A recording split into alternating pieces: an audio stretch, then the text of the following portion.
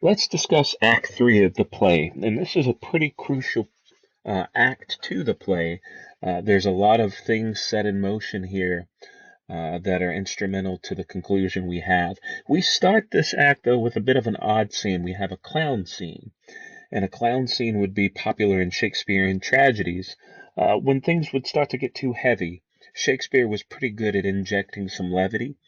He was good at assessing that his audience would be across the spectrum. You'd have audience members who would be noble, you would have audience members that would be commoners. And so he was good at when things started to get a bit intense, a bit too heavy, he would pause and inject some humor into it. And this humor would come across in the clown scenes as we have here. Um, we also have in this scene, we've got some humor that goes back to something we talked about in scene one and scene two, or act one and act two. That's the humor, kind of the. It's not really humor; it's a dark humor. Um, it's this running thread of people referring to Iago by his honesty and his friendship, and so we know that Iago's bad. So when the characters make these references, these appeals to his honesty and to his friendship, that's dramatic irony at play. That we know Iago is not what he is. And so when the characters make this, there's a dark chuckle that may go on in our heart, a chuckle like we may have. This is the beginning of scene three. About line five, Desdemona says, "Oh, that's an honest fellow." We also have just a little bit further back in scene one, we have Cassio refer to Iago, talking about Iago as I never knew a Florentine more kind and honest, talking about Iago. This continues quite a bit. We see Cassio in Act 2 loses his position. And in this act, he goes to Desdemona and he pleads his case to Desdemona, hoping that Desdemona will talk to Othello on his behalf. I would argue that Cassio should do this himself. Cassio did mess up, as we talked about for Act 2, in choosing to drink too much, and then, of course, the aftermath of what happens when he gets into the drunken fight with Montano and the disaster that is that they are there as guests in Montano's place. But notice here that Desdemona does accept Cassio's request. She basically says that she vows to him, assure thee, if I do vow a friendship, I'll perform it to the last article. Notice here what she says. There's quite a bit of wisdom here as a wife. Desdemona is knowledgeable of the power she has over Othello. And she says, "My lord shall never rest. I'll watch him tame and talk him out of patience. His bed shall seem a school, his board a shrift." And we talked about last time that in Act Two, when they first land on the ships, we talk about how Iago is kind of mean spirited to Amelia, and Iago talks about women using their sexuality in a manipulative fashion. Notice that Desdemona kind of does this here in this line, as far as the bed shall seem a school. She seems very aware that for Cassio's behalf, she will plead his case to Othello, even if it's frustrating to Othello, which we'll see later on in this act. Um, Othello appears in the distance while Desdemona and Cassio are talking. Amelia points out, "Madam, here comes my lord." Cassio says, "Madam, I'll take my leave." And here, instead of sticking around, this would be a perfect opportunity for Cassio to stay and to talk to Othello about what he's done. Instead, he very guiltily sneaks away. And this is something that's important because Iago I mean, he's a villain, but he's good at what he does. Iago is adaptable. Iago here sees Cassio. He couldn't have planned for this. He sees Cassio guiltily steal away from Desdemona, and he's like, this is it. And he jumps. And it's a very effective jump because Iago, here is another possible line where we may have that seed of doubt planted. when Cassio leaves. This is about line 35 of scene 3. Iago says, "Huh, I like not that." Very subtle, very. I mean, almost you can hear it under his breath. And Othello's like, "Oh, what'd you say?" Iago, notice he's good with psychology here. He says, "Oh, nothing. I didn't say anything." But Othello probably heard enough. It's like where maybe sometimes you hear someone say something, but not completely, but you get the gist of what they said, but you ask them to repeat it anyways. That's kind of what we have here. Othello probably had the gist of what Iago said, and here Iago lets Othello connect the dots for himself. Othello says, "Was that not Cassio parted from my wife?" And Iago's like, "Oh, it couldn't be Cassio because if it was Cassio, why would he leave so guiltily?"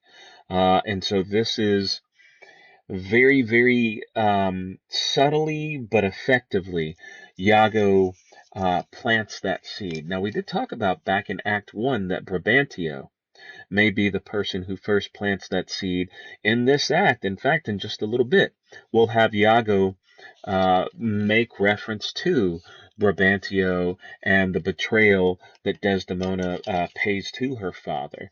Um, so, anyways, Desdemona comes over and starts talking to Othello, and she immediately begins in on behalf of Cassio. She begins, the promise that she's made to her buddy Cassio, and she begins talking about, we need to talk about it. And Othello says, not right now.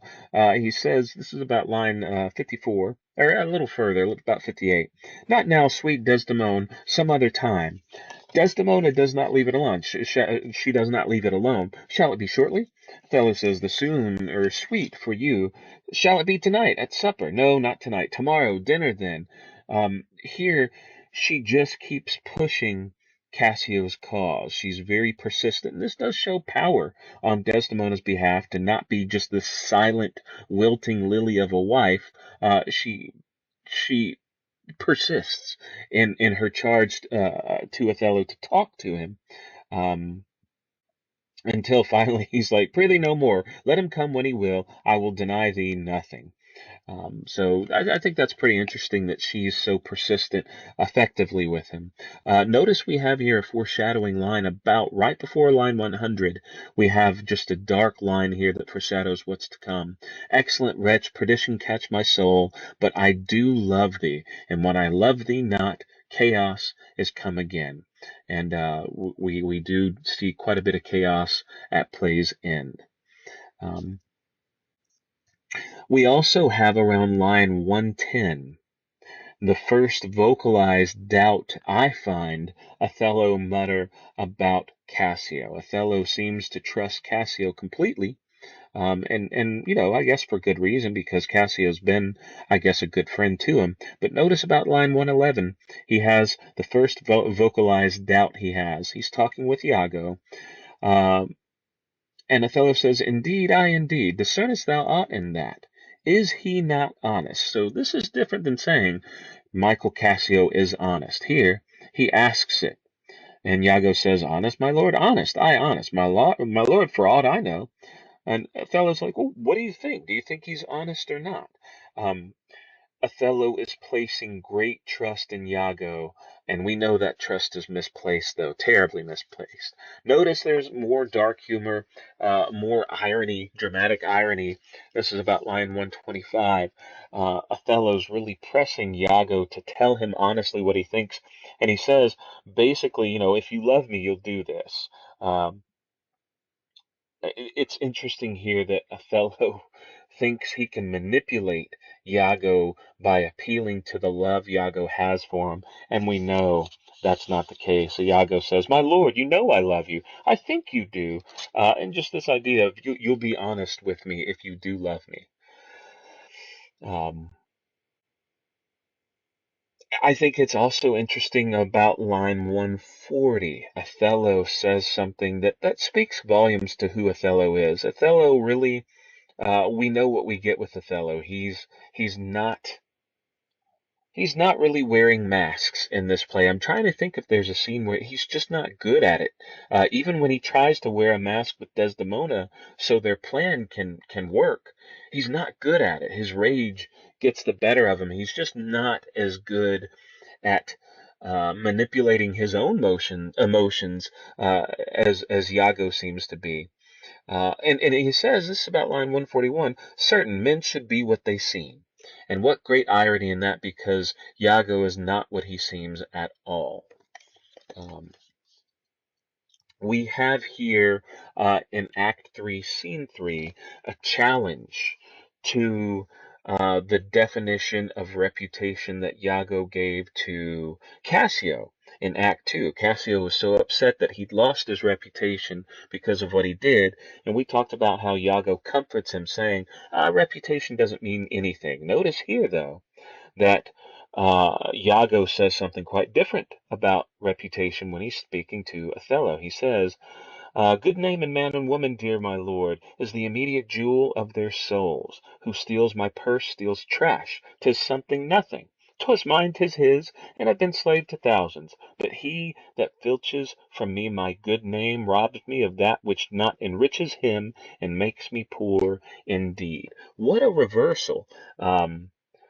What a political way to be able to argue both sides of the coin so effectively. Because when he's talking about reputation in Act 2 to Cassio, I remember as a reader being like, yeah, that makes sense. That's quite a good observation on reputation, because there are a lot of people who have good reputations that don't deserve them, that didn't earn them, and there are lots of people who have uh, destroyed reputations for no reason. So that's very true. And here I'm finding the same thing. Wow, you know what?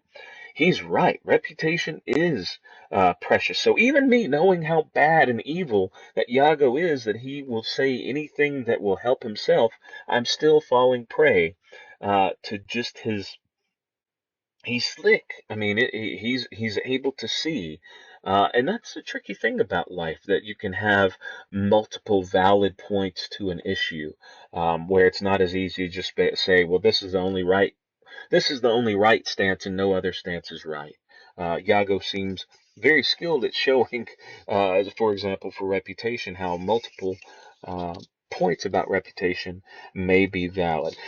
Students are interested here in Act 3, Scene 3, that Iago is the one who warns Othello, don't be jealous. And some students are like, why would he do that? And it goes back to what he said he was going to do. He said that he was going to appear as a friend because he could do the most destruction if he appeared as a friend. So here, Iago says, oh, beware, my lord, of jealousy. It is the green-eyed monster which doth mock the meat it feeds on.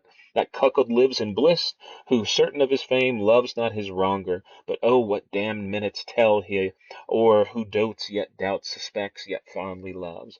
We'll come back to this idea of a cuckold. This is going to be someone whose wife is unfaithful to him. A cuckold doesn't know that he's being cheated on, but the implication is everyone else knows. This idea that people are laughing at him behind his back. And in this act, we have a discussion of, is it better to be a cuckold and know it, or is it better to be cuckolded and remain in blissful ignorance? Um, Pardon this reference, but I'm thinking of a Toby Keith song called I Wish I Didn't Know Now What I Didn't Know Then. And it kind of explores this idea of sometimes uh, if someone's doing you wrong, you may think, well, I want to know about it. But then if you do find out about it, you can never go back to that state of ignorance that may at times seem like you were better off then. But it is Iago who first warns Othello not to be jealous. Don't go down that road of jealousy. And of course he does. Um, Othello does say here, and quite impassioned too, he gets not angry at Iago exactly, but he does make it clear to Iago, you need to prove what you're saying. You need to prove your implications here.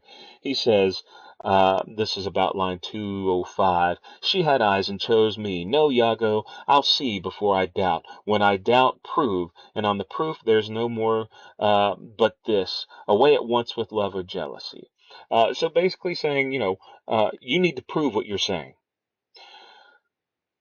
A few lines later, though, Iago says a line that I really wonder if this line dooms Othello, because Iago says, "Look to your wife, observe her well with Cassio." His proof is just be aware. He doesn't come with a story yet. The stories will follow very soon. But his first piece of proof is just a warning of look to your wife, watch her for yourself, watch how she acts with Michael Cassio. This is going to be terribly effective in destroying the faith he has in his wife, because we know that Desdemona has pledged on her friendship to Cassio to argue for Cassio's return to service for Othello. And we'll see that she does it at the worst times possible. She thinks she's doing good for her friend, but we see that it's just the worst possible time for her to mention uh, Cassio. Uh, we have about line 220 that very I guess the throwback that Iago does very effectively, saying she did deceive her father marrying you, and when she seemed to shake in fear your looks, she loved them most. Um, Othello doesn't really have a good answer to this. He says, and so she did. So here, Iago is able to. He graduates in his implications. It's a okay. There's a story I remember in science class about, if you're going to boil a frog, if you put a frog into a pot of hot water, the frog will jump out. But if you put a frog in a pot of room temperature water and gradually you turn the heat on the burner up, then the frog will stay put while it's cooked. And I know that's kind of a gross story, but that's really what we have here. Iago doesn't immediately have his water boiling. He gently puts Othello in that pot and he gradually turns up that heat on the implications he's making about Desdemona. So Othello doesn't even realize that he's being cooked until it's way too late. Notice here about line 230 through 240, we have evidence of how quickly Othello's faith can be shaken. Othello says to Iago, "I'm bound to thee forever." And Iago, keeping up this appearance as a friend, says, "Oh, I see this has dashed your spirits," like almost like he's sad that he's upset. Othello says, "Not a jot, not a jot." So notice, not a jot is not at all. And he's not been moved at all so much that he says it twice. Not a jot, not a jot. Iago continues though. "In faith I fear it has. I hope you will consider what is spoke comes from my love. But I do see you're moved. I am to pray you not to strain my speech to grosser issues, nor to larger reach than suspicion." So here basically they say, don't take what I'm saying as proof. Just be suspicious. Well, this seems to contradict his warning just a little bit ago about the green-eyed monster of jealousy. He's saying here, be suspicious.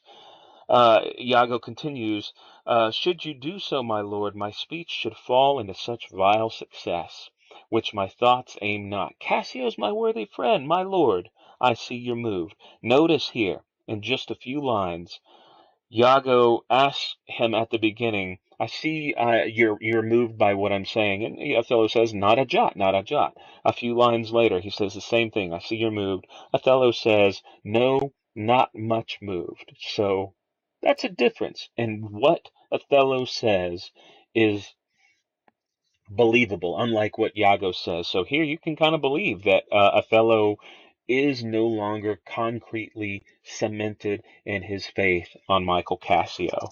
That in just a few lines, Iago has really shaken the foundation of that trust. And after Iago leaves, we have a line by Othello. This is an aside. One of the few asides that Othello has. No one else is around. He's by himself. Othello says, this is about line 258, "Why did I marry?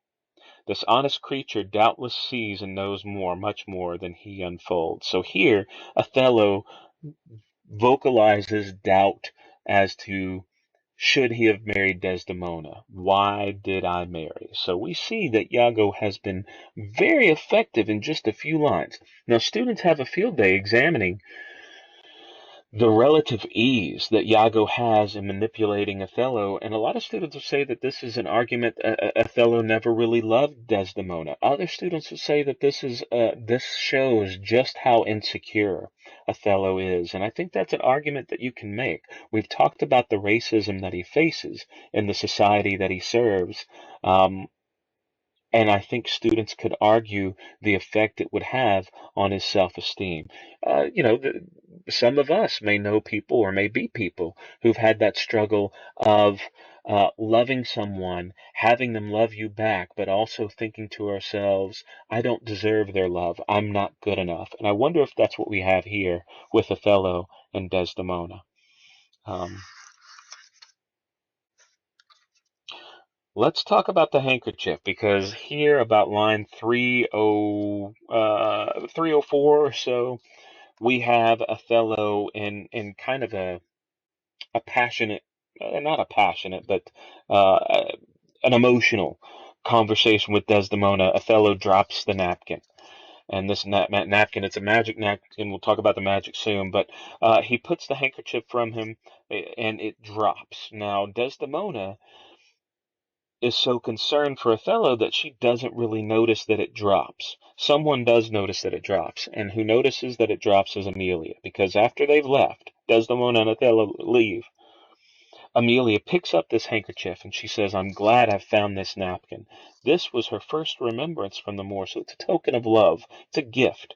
My wayward husband hath 100 times wooed me to steal it, but she so loves the token, for he conjured she should ever keep it, that she reserves it evermore about her to kiss and talk to. I'll have the work taken out and give it to Iago. What he will do with it, heaven knows, not I nothing but to please his fantasy. Okay, let's talk here. This handkerchief, it becomes the proof that Othello requests. It becomes visual proof, even though it's crap. It's not proof of anything. It's proof that he didn't pay attention to where he put his token. He dropped it.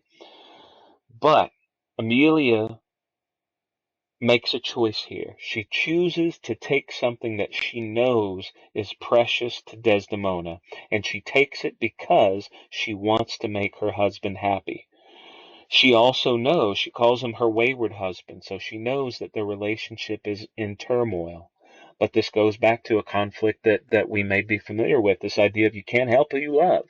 Amelia, if she does love Iago, Iago treats her the way that he does, the way we see, which is quite terribly. Um, this is an opportunity for her to do something to please him, and hopefully uh, he'll reward her with love, and that is not what happens, because just a little bit further down, when Amelia presents this token that she's stolen to Iago, who's been asking for it over and over, he replies, "Ah, a good wench, give it to me." No, that's not very nice. I mean, Amelia here took this. She saw her chance. She knew that he wanted it, and she gives it to him, and he replies, "A good wench." Not very nice. Um, we do see about line 350 through 355, 360. They talk about the idea of ignorance if you're a cuckold, that it's better to not know you're a cuckold than to know it. Now, they'll contradict this later on. Iago will contradict that it's better to know if you're a cuckold because then you can do something about it. But here, Othello seems to say, he wished he could remain ignorant of this because now he can't stop thinking about it. It's tormenting him. Okay, we also have here about line 376. Othello does warn Iago quite severely about the danger of a false accusation. He basically says, give me the ocular proof, so give me proof, visual proof of your accusation, or by the worth of mine eternal soul, thou hadst been better off born a dog than answer my waked wrath. And we'll see this at the end of the play. We'll see that when the curtain is pulled aside and Othello finally sees Iago for what he is, how does he respond? How much wrath does he show? Um, he warns again, if thou dost slander her and torture me, never pray more. Abandon all remorse. On horror's head horrors accumulate. Do deeds to make heaven weep. all earth amazed, for nothing can thou to damnation add greater than that. Very scary threat that Othello says, basically, if you are doing what he is doing, setting him up, torturing him, slandering her, that he will pay for with it. He will pay for that sin. Um, Othello utters an interesting line right at line 400. He says, I think my wife be honest and think she is not. What a frustrating line, because it's also a line that some of us may realize. Sometimes our head and our heart tell us contradictory things, and we have trouble listening to the appropriate one. I think here we have Othello's maybe that's an argument you can make on the discussion board. Is his heart telling him that she's innocent and his head telling him she's not? Or is it his head telling him she's innocent and his heart telling him that she's not? But basically, he's conflicted. He thinks that she's honest. He also thinks she's not. And this is a confliction that we may identify with. Othello and Iago talk, and this gets into it's kind of funny the proof that Othello receives here from Iago of this relationship that Cassio and Desdemona have, that Iago's arguing they have. He says basically that Iago has slept with like beside Cassio while they're being soldiers, and that Cassio talks in his sleep, and this is about line 430. They are kind of men, so loose of soul that in their sleeps will mutter their affairs, so sleep talking. One of this kind is Cassio. In sleep I heard him say, Sweet Desdemona, let us be wary, let us hide our loves. And then, sir, would he grip and wring my hand, cry, Oh, sweet creature, then kiss me hard, as if he plucked up kisses by the roots that grew upon my lips, then laid his leg over my thigh, and sighed and kissed, and then cried, Cursed fate that gave thee to the Moor. There's a lot going on here, and we'll talk about later on. We've talked about in earlier videos what's motivating Iago to do this to Othello, because Iago doesn't even seem to know. Some people read this line and see this line or these lines as evidence that Iago may be a homosexual and he may have homosexual love for Othello. That is so frustrated that instead, since he can't have Othello for himself, he'll just destroy them all. I'm not sure what I believe on that, but I think it's interesting here that Iago uses this kind of, I mean, this is completely imaginary, but he goes here in his imagination as proof that, me and Cassio were sleeping together, and, Cassio had this dream, and he thought that I was Desdemona in the dream and acted as such. Notice, though, it works because Othello says, I'll tear her all to pieces. We have here, again, the rage that Othello can quickly fall into, the violence that he seems prone to, but of course he's a soldier. First and foremost, he's a soldier. This continues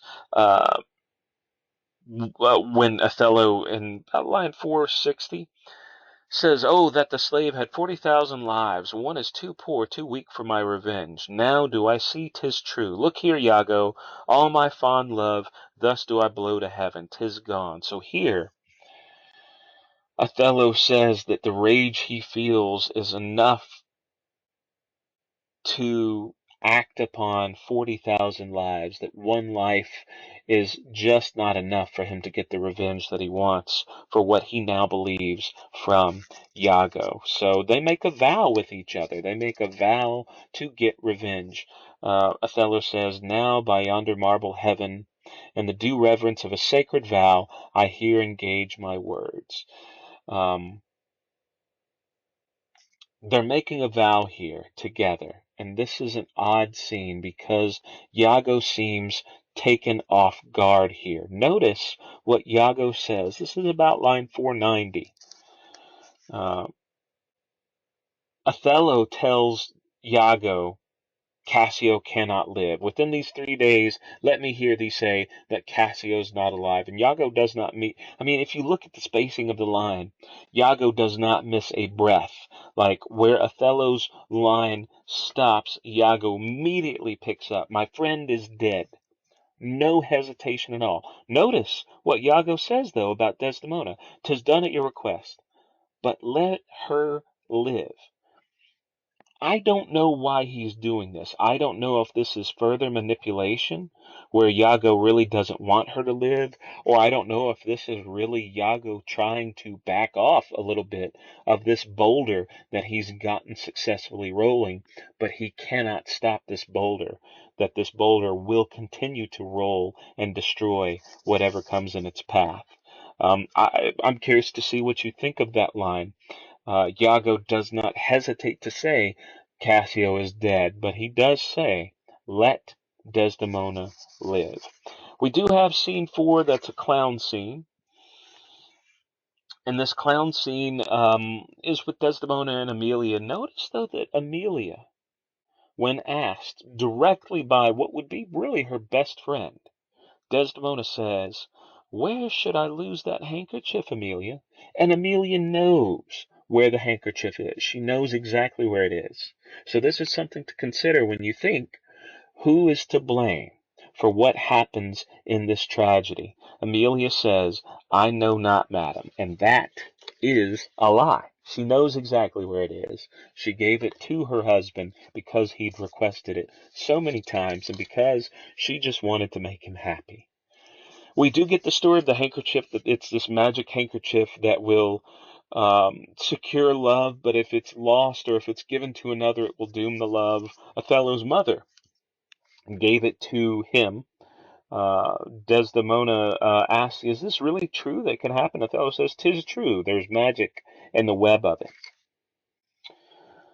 Um, there's an interesting part here. This is about line 80, 75 through 80. Othello knows from Iago that the handkerchief is not with her anymore. He knows this, but he's leading Desdemona along as if he doesn't know. Othello says, "Look to this handkerchief well," after he tells the story. "Therefore look to it well." Desdemona said, "Then would to God that I had never seen it," because she's lost it, right? She didn't realize how precious it was. It was precious to her because Othello had given it to her, and she loves Othello. Now she realizes when he tells the story just how much of a treasure it is. That it's something that his mother had passed on to him, and that it's magical. That losing it dooms love. Um, and she can't help herself. She says out loud, "Well, I wish I'd never seen it." And Othello's like, "Why? Why do you speak so startlingly and rash?" Othello says, "Is it lost? Is it gone? Speak. Is it out of the way?" Desdemona kind of falters here. She's like, "Oh, heaven bless us." This is kind of like she doesn't know what to say. Othello says, "Say you." Basically, what do you say?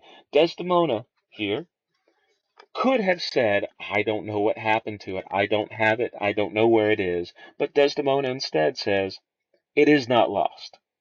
So Desdemona here tells a lie. But she's so bad at it. I mean, some of you may have children. I have children. My children, luckily, are young enough to where I don't have to worry right now as I record this about telling lies. They're both still very, very virtuous and honest. But I know that that'll eventually come, as it always does. And I think it's very, like we see in Desdemona, it's kind of this childish ability of lying, wanting to but not being good at it. She says, "It is not lost. Uh, but what if it were?" I mean, this is like classic people who don't know how to lie would do this. Oh no, it's not lost. But let's just for the sake of argument say that it was lost. What would happen? Uh, Othello says, "Fetch it," and Desdemona tries to continue her lie of, "Oh, it's not lost. I said it's not lost." Othello's like, "Fetch it. Let me see it." Desdemona tries to spin it, but her spin is not effective because look how she tries to spin it. She says about line 82, um, "Why, so I can, sir, but I will not now. This is a trick to put me from my suit. Pray you, let Cassio be received again." Othello, "Fetch me the handkerchief my mind misgives." So Othello is pissed. He wants her to get the handkerchief that he knows she can't get because he knows she doesn't have it. Desdemona at the worst possible time, brings up the name Cassio as far as let Cassio be in your charge once again. And this is a terrible move. Um, Amelia has an interesting story about the nature of men. And when we consider who Amelia is married to, her definition of relationship we have here seems to make sense. Amelia says, "'Tis not a year or two shows us a man. They are all but stomachs, and we are all but food. They eat us hungrily, and when they are full, they belch us." What a terrible line. This is quite telling when we character study Amelia, the relationship that she's been in with Othello, or excuse me, with maybe not Othello. There's a rumor that has been with Othello, but I mean with Iago, her husband, the relationship she's had, how he treats her, how she still wants his love. This is a terribly sad line because it's a mirror of what she feels. She feels that she's been eaten hungrily and just belched by her husband, Iago. Um, we also have Bianca show up, but Bianca, I don't want to speak too much about Bianca. She'll be important in the next act because Bianca will show up with the handkerchief. And Iago has a moment of panic, but he's able to spin it as he's effectively done before. He's able to adapt to whatever the situation presents. Uh, but Bianca is basically I guess she's like a prostitute, but she is a prostitute that's also the girlfriend of Cassio when Cassio's in Cyprus. But, I mean, there's no commitment there on Cassio's part. And this is going to be important because later on, in another act, Cassio and Iago will talk about marriage. Um, Othello listens thinking that they're discussing marriage with Desdemona, but they're actually talking about marriage with Bianca, who Cassio has no intent in marrying. And this just goes to further reasons why I'm not a fan of Cassio, because, Bianca's a girl on the side that he does not treat very seriously, take very seriously. She seems to like him quite a lot. He does really not see her as anything more than something to release, uh, physical gratification with, and that's about all. So we'll come back to seeing this web continue to ensnare Othello. It's got him pretty well so far, though. I think it's interesting to argue at the end of Act 3, is Othello still able to be saved, or is it already too late for Othello at the end of Act 3? So we'll see what continues to happen in Act 4.